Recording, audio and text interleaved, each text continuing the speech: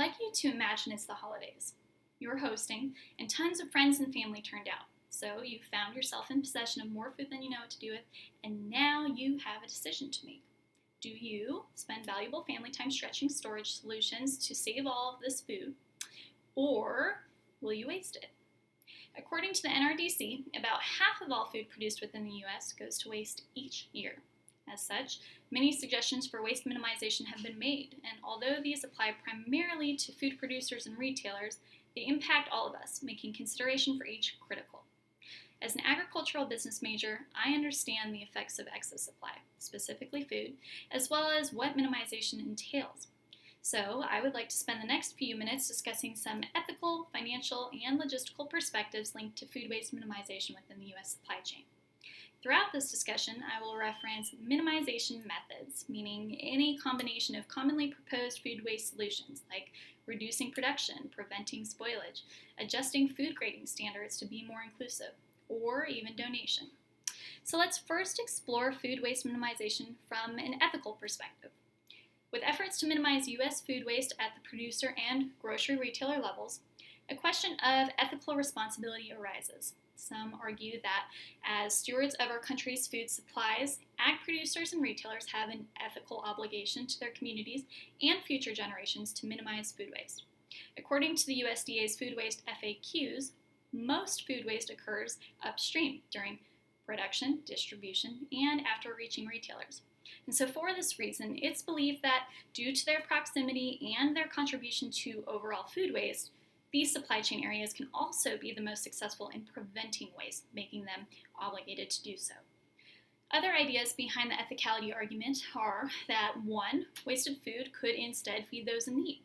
According to the USDA's Economic Research Service article, Food Security and Nutrition Assistance, 11.1% of U.S. households experience some degree of food insecurity. And 2, significant resources are required for food production and distribution, and so waste has environmental and food availability implications for future generations.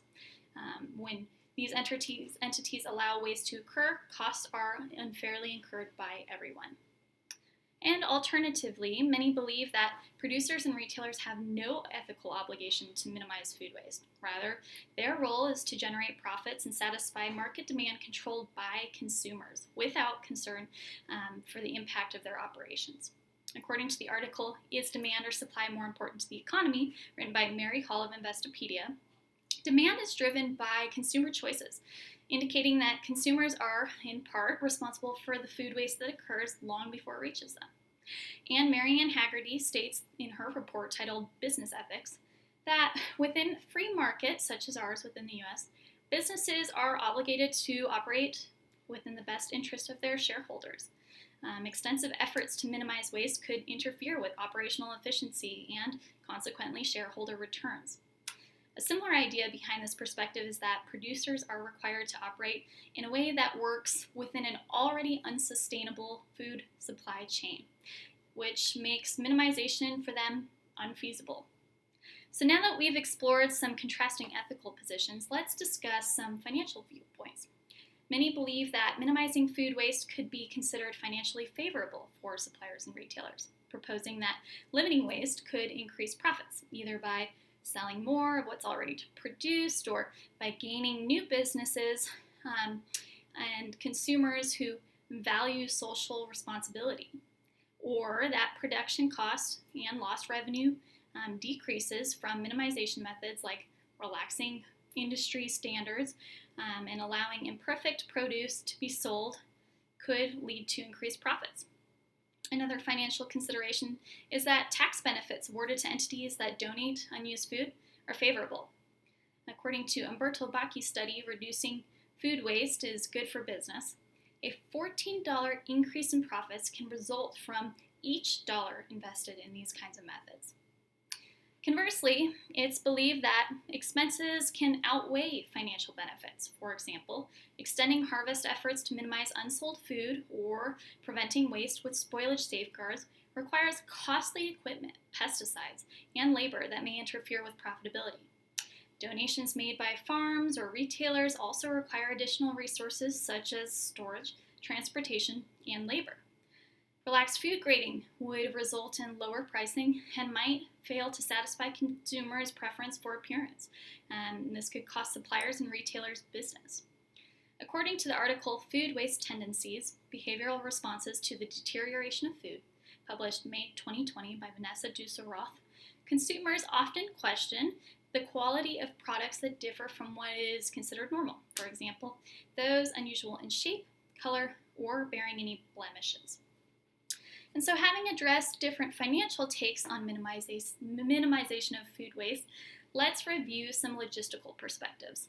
One position is that minimizing food waste can be logistically simple, particularly with the use of supportive tools provided by national organizations and agencies.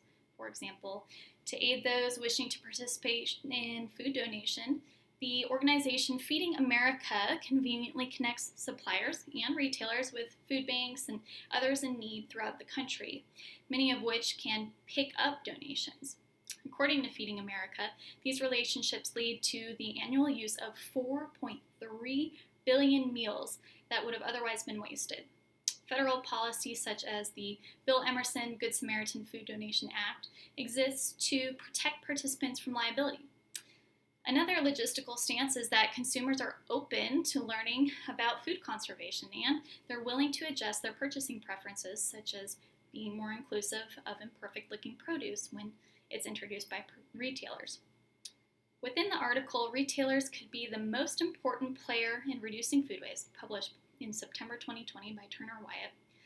This article states that, quote, capturing the consumer while at the grocery store is easy because they are already susceptible to messaging, unquote. An alternative perspective is that food waste is inevitable, and minimization processes are a logistical nightmare to implement. For example, decreasing waste may require significant changes in business practices and external expertise to guide the changes. Tackling sources of waste such as excess production, spoilage, rejection during grading, and lack of sale all require education, implementation, and evaluation, labor, and in some cases, coordination of transport. New risks may also be associated with these kinds of changes. Many avoid donating excess food supplies due to fear of liability. According to ReFed's document, Retail Food Waste Action Guide, the Bill Emerson Good Samaritan Act has really yet to be tried in court, quote, leaving grocery retailers and legal departments without precedent to follow, unquote. Alongside this, the liability of damage to retailer image if, say, donated food or efforts go awry remains. Another perspective is that consumer habits are the result of psychological preference of product variation and food that is perfect in appearance, which is difficult to change. An example of this can be observed in the article, Why Americans Lead the World in Food Waste, as Adam Chandler states that U.S. consumers have a, quote, obsession with the aesthetic quality of food, unquote, which began contributing to food waste around the 1940s. So now that I've had an opportunity to share this information with you all, I'd like to take some time to hear your thoughts on the complex issue of minimizing food waste. Do you feel that minimization is a significant issue within our country worth discussing? Do you think that if you were a producer or a retailer, minimization would be important to you? And do you believe that producers and retailers have any ethical obligation to minimize food waste? Thank you for taking the time to explore this issue and share your own perspectives with me. Through our deliberation, we've found that there are many different perspectives to consider when weighing the pros and cons of food waste minimization, such as the ethical, financial, logistical, and others you've provided. I hope that you found this exchange educational and that, just as I will, you continue your consideration when formulating an opinion on this matter. Thank you.